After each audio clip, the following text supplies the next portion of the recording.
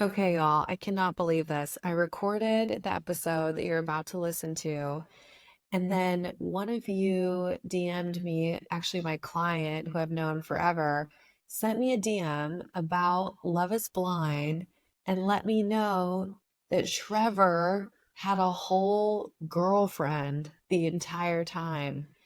And I had no idea. I had not looked that up yet. So as you listen to this episode, you might go, but Dr. Morgan, he had a girlfriend. I'm telling you, I did not know. I am shocked. And I am going to be doing a part two, Love is Blind. So this is the first part. There's going to be a part two. There may even be a part three. The drama does not stop. So just want to let you know I'm aware now and we'll unpack it. And it also goes to show that people can really show up in a certain way, especially on reality TV where it's so curated and we're just not out in the real world. So we'll unpack all of that in part two. But enjoy this episode. You're going to be getting into the details on the attachment style dynamics of the Love is Blind cast. And I'm talking about Jimmy and Chelsea and Trevor and Jessica. So you don't want to miss this episode. It's really juicy, especially when you think about the attachment style wisdom that is applied by looking at these dynamics. And I want to let you know before I forget, if you are in California or you're looking for the best excuse ever to come to California, I am hosting a live workshop. This is the only time I have a live event for non-clients. This is the first time I've done this. Could be the last time. Who knows? I wanted to do this because I want to connect with you in person.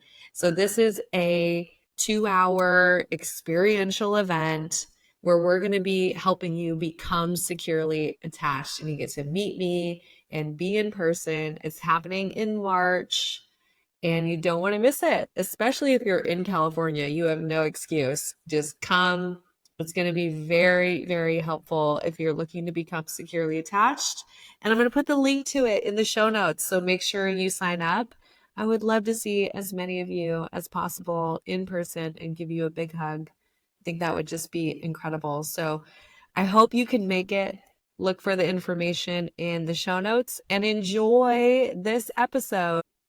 Welcome to the Let's Get Vulnerable podcast. It's your host, Dr. Morgan, and I am on the road today. I'm actually in Portland, Oregon, visiting some really good friends of mine from graduate school, and it's been such a blast. I love the food in Portland. If you've never been, it's seriously some of the best food in the world. The ramen, the pho, just the whole bowl food cart. It's crazy. It's this food cart that just has beans and rice and this special sauce, but it's seriously one of my favorite things ever. Anyways, I'm enjoying Portland. I'm in my hotel room. I've got my traveling mic here, and we've got some important business to talk about. I want to dive into the Love is Blind love square. This is not a love triangle. We've got 4 people involved in this dynamic. So there's Chelsea, Trevor, Jimmy, and Jessica. And I'll be honest with y'all, I'm on episode 7. I am not completely caught up. I was binge watching as much as I could, preparing for this episode, and I can't wait to get fully caught up. But I saw enough to be able to give you all some really important perspectives on the attachment style dynamics in this love triangle. Excuse me, love square. So let's dive into it. I'm so curious. DM me on Instagram. Are you watching this season? What do you think of this season? Who are your favorites? Who do you not like? I had so many of you messaging me about Love is Blind, and there's some real heated discussion about this season, and I want to help you make sense of it all. Let's unpack it together. I will be doing a part 2, maybe even a part 3, and I'll be talking about other relationships. But like I said, I want to focus on the love square with Chelsea, Trevor, Jimmy, and Jessica. All right. First off, let's talk about the dynamic between Jimmy and Jessica. And I guess I should back up for a second before I get into Jimmy and Jessica. If you haven't watched Love is Blind, what you need to know is this: Chelsea is in a relationship simultaneously with Trevor and Jimmy, and Jessica has been primarily, I think, almost from the very beginning, in a relationship with Jimmy.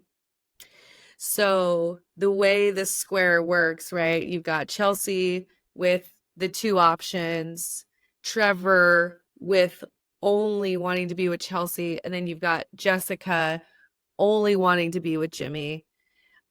So that's our little love square. I would draw it out for you if I had a whiteboard. And the dynamic I wanted to start with was Jimmy and Jessica. So what we see here is we have Jessica, who has experienced a lot of childhood trauma. I forget which episode she talks about this, but she dives into her upbringing, which essentially involved both parents addicted to substances. If I'm not mistaken, her mother died at a young age, and then her father either also died or just completely abandoned her. And this is someone who went through foster care and eventually found her forever family at the age of 16. So she had 16 years of chaos and pain and a ton of childhood trauma.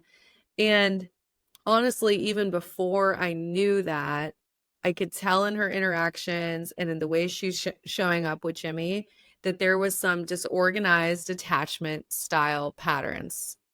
And here's what I like about Jessica. I believe that she has a disorganized attachment style, but she's also cultivated a lot of secure attachment. And what's really cool is you can see the relationship with her daughter and how that relationship actually helped her really create a lot of secure attachment tendencies. Just in the way she talks about her daughter, how she shows up there, I believe that she's someone who experienced disorganized attachment and then has cultivated a lot of secure. However, we can see in the moments when things are upside down with Jimmy or she's incredibly stressed out, we can see some of that disorganized attachment come out, which I will talk about in just a second. All right. And then we've got Jimmy. So she's attracted to Jimmy.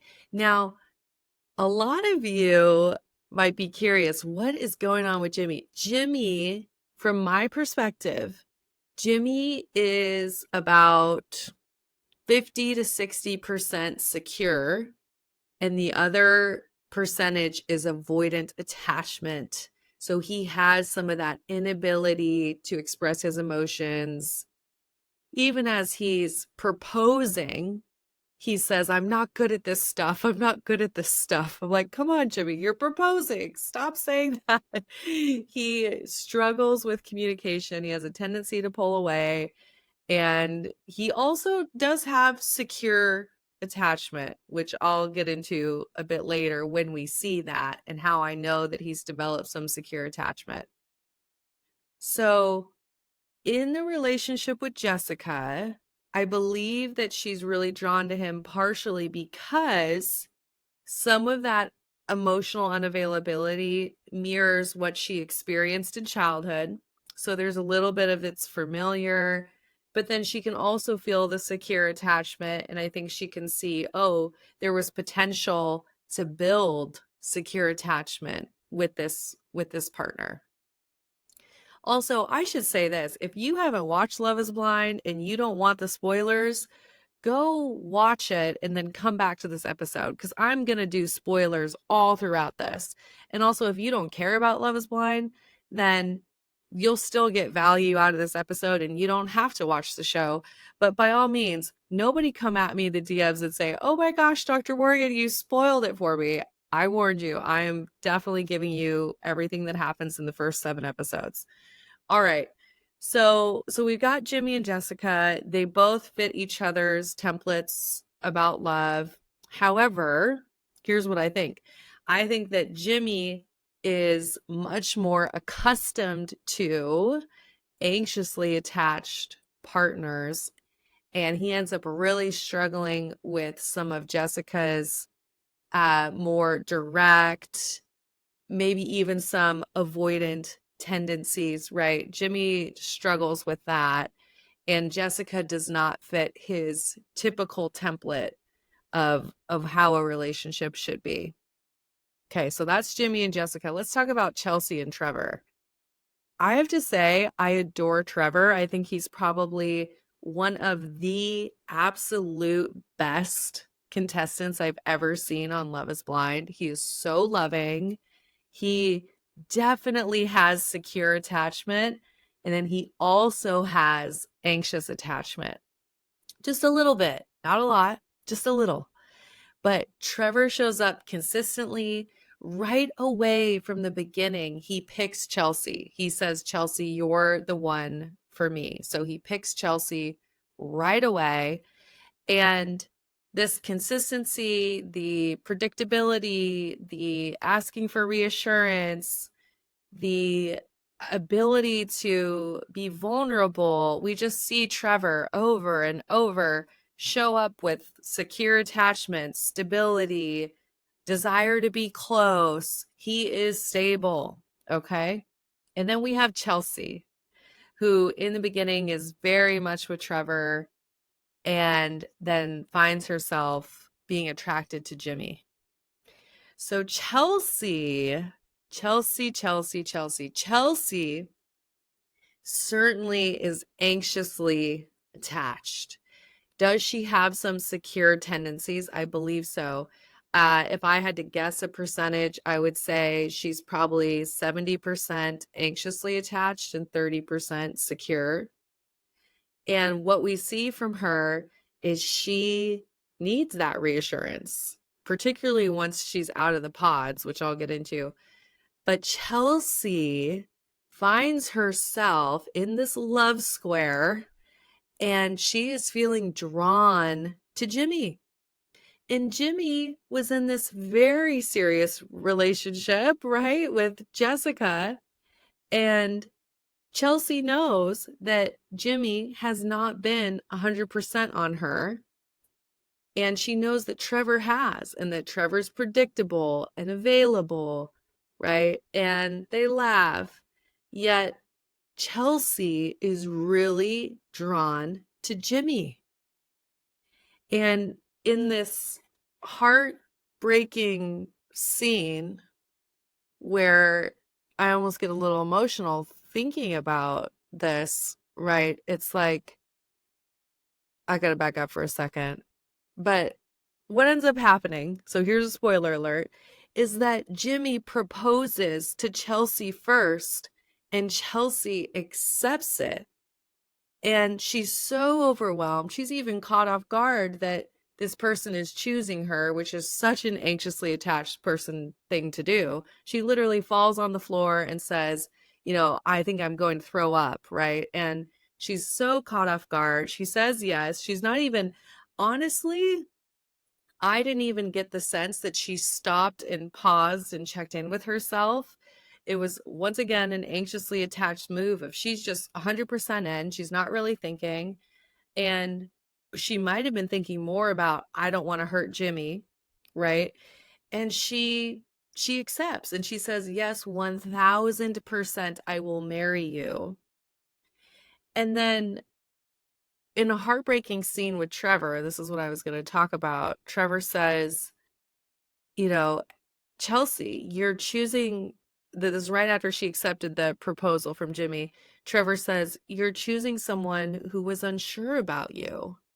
You chose someone who was unsure over someone who was 100% sure that they wanted you. And what I love about this, that he says that, is it really highlights what can happen in those anxious avoidant attachment dynamics where Chelsea had this person who's secure, but the secure attachment and the showing up and the consistency and really loving her, that did not fit her template for a relationship. So she couldn't accept it. I believe Chelsea said in the breakup, she said, I could not give you all of me. And what I know about attachment theory is that Jimmy fit what she believes to be true about love and what she believes to be true about her own self-worth, that you have to earn it, that you have to work for it. Yet here's Trevor representing this securely attached person. And even in the breakup, he shows up securely attached and he wants the best for her. And it so broke my heart, those of you that watch this, when he goes on and he says, I tapped my bracelet 100 times today. They had these bracelets that when you tap them, they would ping the other person. It would vibrate on the other person's wrist. And Trevor says, I'm just so optimistic and I'm secure in myself that I did not expect that I'd end up heartbroken. That's such a secure thing to say. Like, I didn't expect it. I thought this was going really well, right? And all this unfolds, and I just think to myself, what would have happened if Chelsea could have had some work on herself to move herself to a more secure place? Would have she been able to fully accept that love from Trevor? I really feel that because of her past, and we know that Chelsea was divorced, we know that she has some self-worth things going on, that she has past experiences, right? But because of her past, because of her attachment style, because of her belief system about love, she wasn't able to fully accept the relationship with Trevor. And instead, she's drawn to the unavailable partner because Jimmy's in a relationship with another person. And I know that's the premise of the show, and that's part of what makes it a little challenging, but I think there's a lot that we can take from the show and apply it to real world. If you are dating multiple people and you find yourself drawn to the person who is in other relationships over the person who has said, hey, I want to be with you, right? There's something about that we want to be aware of, right? Because it could be that relationship dynamic simply fits your beliefs about love, and that's the dynamic that you're more comfortable in. All right, so moving on. This is so much to unpack. It's so emotional. I hope you do watch it if you haven't. But moving on, let's talk about Jessica and Jimmy's breakup. So Jessica and Jimmy, what ends up happening is that Chelsea tells someone else that Jimmy had told her that he loved her. And Jessica finds out, and then she's done. As soon as she finds that out, she's emotionally done. She's not going to entertain it any longer. And we see this reaction from her where she gets really, really triggered by Jimmy's avoidant side. And some of that disorganized attachment comes out, and she is needing an answer, and she needs him to make a decision, right? And honestly, some of that is also just secure attachment. So saying, hey, I deserve to know, I need you to make a decision. I only say disorganized because I think her delivery showed some of that anger, I want to hurt you kind of energy in a way. But it's hard to say given these dynamics. I mean, it's borderline also secure attachment. But when we see the disorganized attachment come out, it is this iconic moment. It's iconic. I'm saying it's iconic when Jimmy and oh my gosh, their names, I'm confusing. Jimmy and Jessica, they're going through their breakup, and Jessica says, she says this, when you see me out of the pods, you will choke. And she says something like, you are going to need your EpiPen. Like, he's not going to be able to breathe. He's going to need an EpiPen to be able to breathe.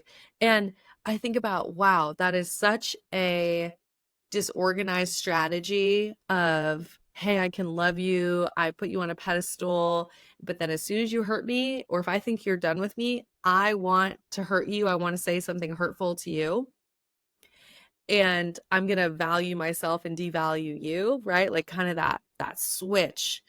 So she reacts that way, and honestly, like I said, Jimmy is so also to blame here. There's a lot of avoidance strategies. He's not communicating well. He's not dealing with what he's feeling.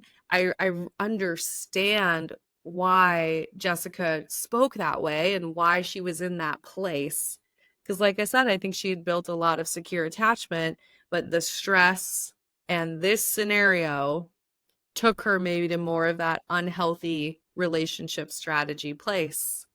And I honestly don't blame her for that. So Jessica and Jimmy break up. And then we have, after all this square is falling apart, the love square no longer exists. And who's left? We have Chelsea and we have Jimmy. And with Chelsea and Jimmy, we have a very interesting, but also so common attachment style dynamic here. We have Jimmy, who is part secure and part avoidant. And then we have Chelsea, who is mostly anxious and part secure. And as they get out of the pods, we start to see this really unfold. In particular, we're seeing where Jimmy's doing some distancing strategies, such as commenting on AD in front of everyone. He's kind of oblivious to how that impacts Chelsea. So another female contestant, he's commenting on how beautiful she is, etc., in front of Chelsea.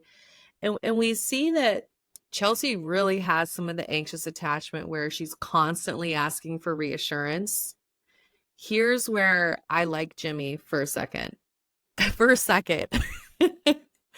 I do like Jimmy in some ways. It's torn. One moment I like him, one moment I'm like, oh no, we really got to work on that avoided attachment. But Jimmy says, essentially, he says, I will give you as much reassurance as you need.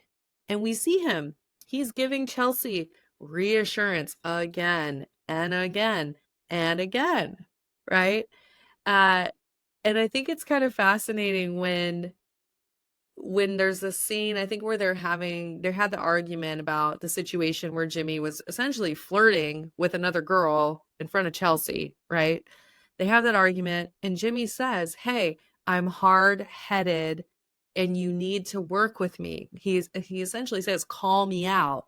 So essentially he's saying unconsciously, hey, I'm avoidantly attached. There might be things I do. There might be distancing. There might be pulling away. I do the wrong thing. And I want you to call me out. So that's that willingness to say, hey, I know I'm this way, and let's co-create secure attachment. So what's so fascinating about this, and I want you to think about this too, Chelsea did not choose, from my opinion, as an attachment theory expert, Chelsea did not choose the easy relationship. The easy, healthiest dynamic would have been with Trevor, hands down.